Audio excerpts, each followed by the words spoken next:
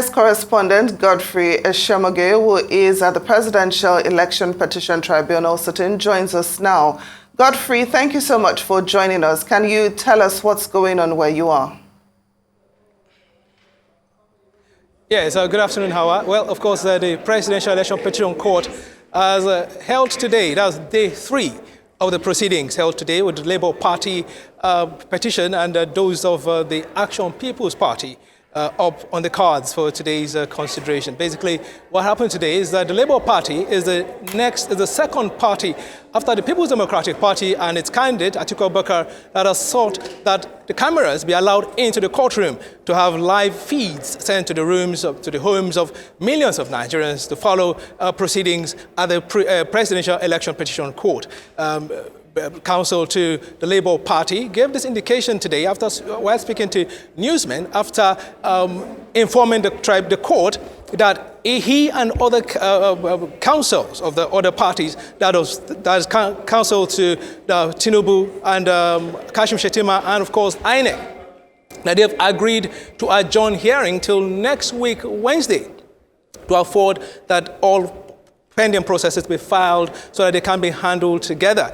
So they want these pending petitions, these pending processes that are yet to be filed all in bulk so that all the processes should be ripe for hearing or they resumed in a week's time. So they said to ensure that there shouldn't be any delays occasioned by the day-to-day hearing of the petitions by way of pre-hearing. So he and the counsel to INEC, APC and Tinubu have agreed in principle that these processes will be filed for hearing by Wednesday.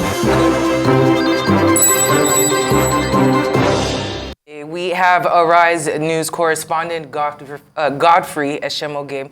He is still at the tribunal in Abuja and he joins us now. Thank you for staying with us, Godfrey. Apologies for earlier. We had a break in transmission. Could you give us an update where you are? It seems like the scenery has changed and could you bring us up to speed about what's happening? Yes, good afternoon, Hawa. Of course, the Presidential Election Petition Court entered day 3 today as the Labour Party has also made a similar request as that of the PDP and its presidential candidate Atiku Abubakar, requesting that the cameras be allowed into the court in accordance with international or global best practices. That's the views of those are the views of Levi Uzoku, counsel to the Peter Obi and the Labour Party. He notified the media about this plan, about this application, which he says is one of the many applications that are yet to be resolved, as it were, amongst the team of counsels in this case. Basically, so he and the other councils, those of the council to INEC, to Bola Tinubu and Kashim Shettima, have therefore reached common ground and have therefore, agreed that the hearing of this petition be adjourned till a week. That's next week, Wednesday.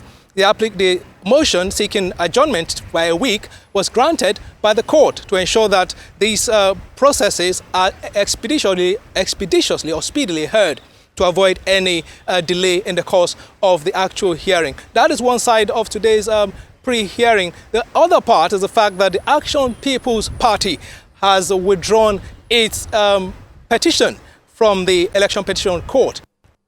The reasons for withdrawal isn't clear because the counsel to the party, Obed Agu, only told the media that he got instruction to do so and acted accordingly without stating details or what prompted the withdrawal of the petition before the Election Petition Court. Of course, this comes on the heels of the Action Alliance, which of course also did their own withdrew their own petition on day 1 of the Election Petition Court hearing. So that is what has happened today. And of course, we have 3 parties, as it were, the Labour Party, the People's Democratic Party and Allied People's Movement as the 3 parties remaining with petitions before the Election Petition Court challenging the outcome of the February 25th presidential election, which saw the emergence of Bola Tinubu of the APC as the winner of the polls.